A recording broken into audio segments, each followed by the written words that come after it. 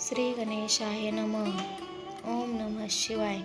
यह अवतार जब हुआ था जब ब्रह्मा के पुत्र दक्ष ने यज्ञ का आयोजन किया, लेकिन भगवान शिव को उसमें नहीं बुलाया। जबकि दक्ष की पुत्री सती का विवाह शिव से हुआ था। यज्ञ की बात ज्ञात होने पर सती ने वे भी चलने को कहा, लेकिन शिव ने बिना आमंत्रण के जाने से मना कर दिया।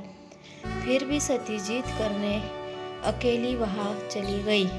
अपने पिता के घर जब उन्होंने शिव और स्वयं का अपमान अनुभव किया तो उन्हें क्रोध भी हुआ और उन्होंने यज्ञ वेदी में कूदकर अपनी देह त्याग दी। जब भगवान शिव को यज्ञ पता हुआ तो उन्होंने क्रोध में अपना सिर के एक जटा उखाड़ी और उसे रोषपूर्वक पर्वत के ऊपर पटक दिया।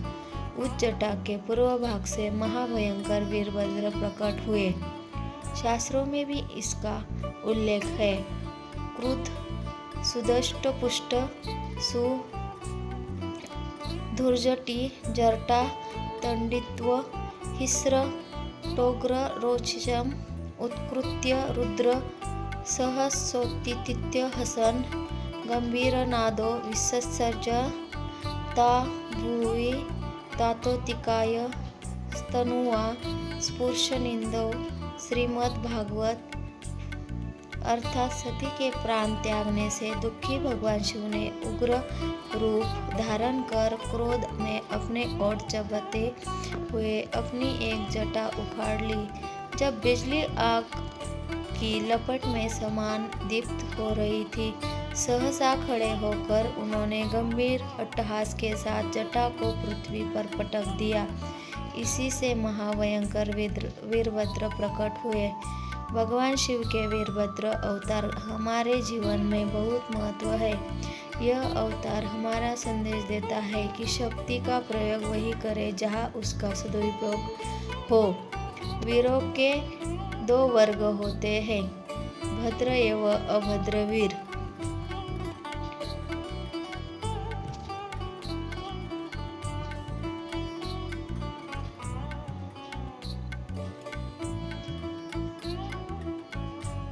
राम, अर्जुन और भीम वीर थे। रावण, दुर्योधन और कर्ण भी वीर थे, लेकिन पहला भद्र सभ्य वीर वर्ग और दूसरा अभद्र असभ्य वीर वर्ग है।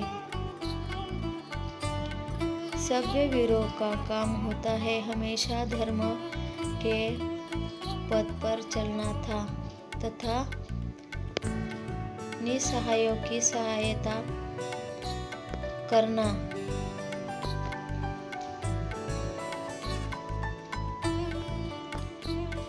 वही असभ्य वीर वर्ग सदैव धर्म के मार्ग पर चलते हैं तथा निशक्तों को परेशान करते ही भद्र का अर्थ होता है कल्याणकारी।